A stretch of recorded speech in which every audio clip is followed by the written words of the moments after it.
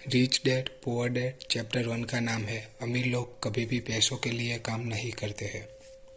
एक शाम मैं अपने पिता के पास बैठा था और मैं अपने पिता को पूछता हूँ कि अमीर बनने के लिए क्या सीखना चाहिए। तब मेरे पिताजी मुझसे पूछते हैं कि तुम्हें अमीर क्यों बनना है। तो मैं अपने पिता को जवाब देता हूँ कि मेरी स्कूल की फ्रेंड जिम्मी जो अपनी न्यू कैडिलैक कार में स्कूल आई थी और वो उसकी फैमिली और उसके 3 दोस्त उनके दूसरे घर है वहाँ पर शनिवार और रविवार को घूमने जाने वाले हैं, जबकि उसने मुझे और मेरे दोस्त माइक को नहीं बुलाया था। इसीलिए मैं अमीर बनना चाहता हूँ। तब उसके पिताजी उसे कहते हैं कि तुम्हें अमीर बनने के लिए बहुत सारे पैसे बनाने होंगे। तब मैं उनसे पूछता हूँ कि पैसे कैसे बनते हैं। तब वो कहते हैं कि पैसे बनाने के लिए तुम्हें अपनी बुद्धि का उपयोग करना होगा। बाद में दूसरे दिन मैं अपने दोस्त माइक से मिलता हूँ और उसको यह सब बातें बताता हूँ और मैं उसे अपना पहला पार्टनर बना देता हूँ। बाद में हम दोनों जिमी और उसके फ्रेंड के बारे में सोचते हैं और खुश हो रहे थे क्योंकि वो लोग अपनी लाइफ को एंजॉय करने के लिए गए थे, जबकि हम लोग यहाँ पर उनकी वजह से अमीर कैसे बनते हैं वो सोच रहे थे। इसलिए हम बहुत ही खुश थे। एक दिन मुझे और माइक को बहुत ही अच्छा विचार आता है। मैं और माइक अपने आसपास के पड़ोसियों के पास जाते हैं और उनसे जो यूज़ की हुई टूथपेस्ट होती है वो उनसे ले लेते हैं, क्योंकि उस समय टूथपेस्ट प्लास्टिक की नहीं बल्कि शीशे की बनी हुई होती है। इसलिए हम लोग वो टूथपेस्ट को लेकर अपने गोडाउन में रख देते थे। फिर एक दिन हमने उनका प्रोडक्शन शुरू किया। तब मेरे पिताजी और उनके दोस्त आते हैं। हम जो प्रोडक्शन शुरू करते हैं उस प्रोडक्शन में पैसे बनाते थे शीशे से। इसलिए मेरे पापा ने यह सब देखा और बोला कि यह गैरकानूनी है, क्योंकि यह सिर्फ बैंक के पास ही है, हम लोग नहीं बना सकते।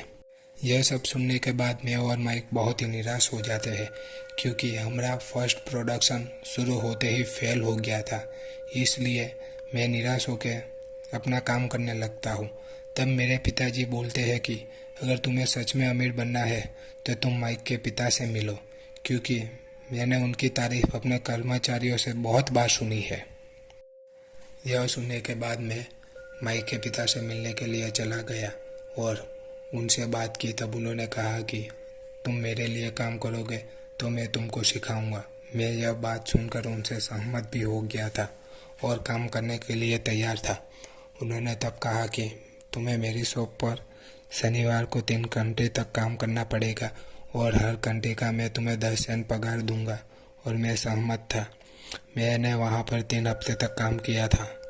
उसके बाद वो माइक के पिता ना तो वहाँ पर आए और ना ही उन्होंने हमें कुछ सिखाया। तब मैं माइक से बात करता हूँ। माइक तब मुझे कहता है कि तुम्हें जब भी नौकरी छोड़ने का मन हो, तब पिताजी ने कहा था कि तुम पिताजी से मिलो और वो तुम्हें बताएंगे कि आगे क्या करना है।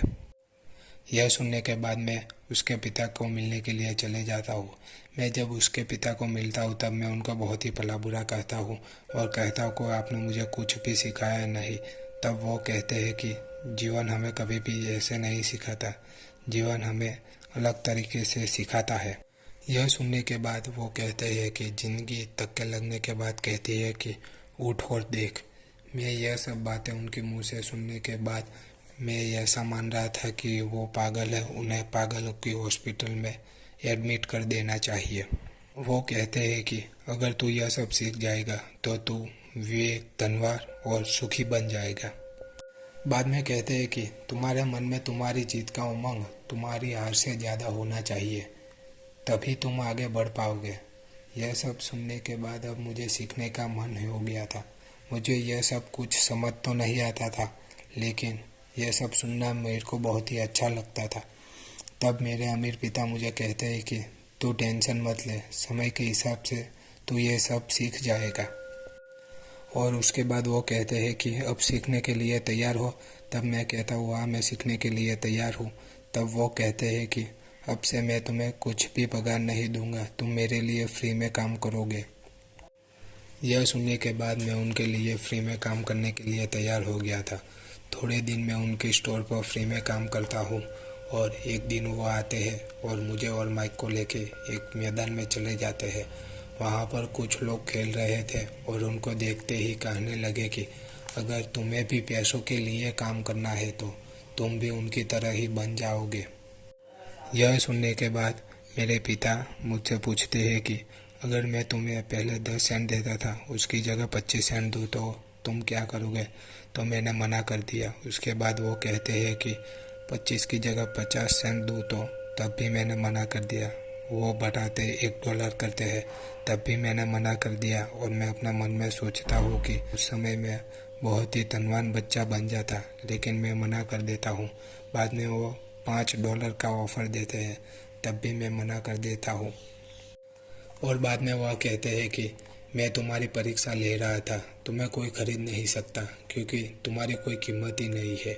और बोलते हैं कि लालच और भय पर नियंत्रण होना चाहिए। मैं तुम्हें ज़्यादा पैसा दूंगा तो तुम उतने ही ज़्यादा पैसे खर्च करोगे और उसे मैं रेट रेस कहता हूँ। भय और लालच सिर्फ गरीब और मध्यम वर्ग में ही नहीं होते हैं, वो अमीरों में भी होते हैं।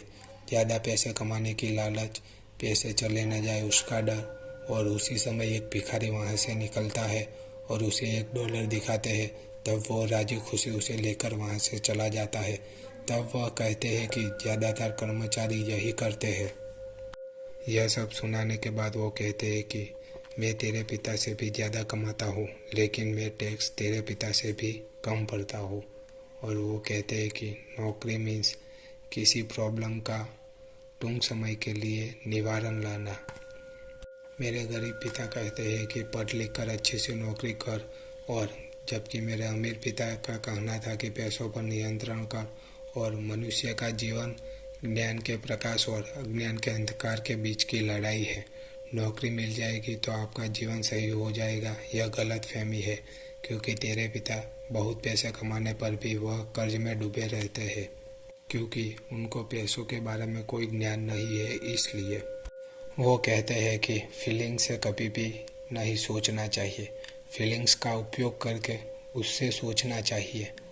और जब हम सिक्के बना रहे थे तब भी हम कुछ इस तरह ही सोच रहे थे। और बाद में हम लोग स्टोर की तरफ आ गए।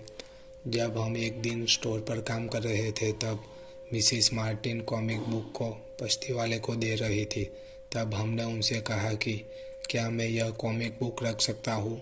तो उन्होंने कहा हाँ, पर यह कॉमिक बुक तुम किसी को बेचना मत। मैं उनकी बात से सहमत था। थोड़े दिन में मैंने बाकी के स्टोर से भी यह सारी कॉमिक बुक इकट्ठा कर ली थी। हमने अपनी कॉमिक बुक लाइब्रेरी खोल दी और उसमें 1 घंटे बैठने का 10 सेंट लेते थे। लोग 1 घंटे में 3-4 कॉमिक बुक पढ़ लेते थे, क्योंकि उस समय एक कॉमिक बुक 20 से 25 सेंट में आती थी। लाइब्रेरी देखते ही देखते बहुत भीड़ होने लगी। लाइब्रेरी में हमने माइक की बहन को रखा था ताकि कोई बुक बाहर न जाए, और उसकी बहन हमारे लिए बहुत ही भरोसेमंद व्यक्ति थी और उसके लिए कॉमिक बुक पढ़ना बिल्कुल फ्री था। हमें यह लाइब्रेरी से बहुत मुनाफा हो रहा था, इसलिए हम दूसरी लाइब्रेरी खोलना चाहते थे, लेकिन माइक की बहन की तरह कोई और दूसरा व्यक्ति भी नहीं था जिस पर हम विश्वास कर सके। और तभी हमारी लाइब्रेरी में बहुत बड़ा झगड़ा हो जाता है और उसकी वजह से हमें यह लाइब्रेरी बंद करनी पड़ती है। और हमें बहुत दुख होता है क्योंकि उस समय हम उससे बहुत पैसे कमाते थे। लेकिन मेरे अमीर पिता बहुत ही खुश थे क्योंकि हमने कुछ नया सीखा था। इसलिए हम स्टोर पर पगार न मिलने पर भी हम अपनी बुद्धि से पैसा कमाने लगे थे। अमीर पिता कहते हैं कि अमीर कभी भी पैसों के लिए काम नहीं करते हैं, पैसे अमीर लोगों के लिए काम करते हैं। क्योंकि हम अपनी लाइब्रेरी को चलाना भी नहीं रहे थे और फिर भी हम बहुत अच्छा मुनाफा कमा रहे थे। यही एक अच्छा उदाहरण है उसके लिए।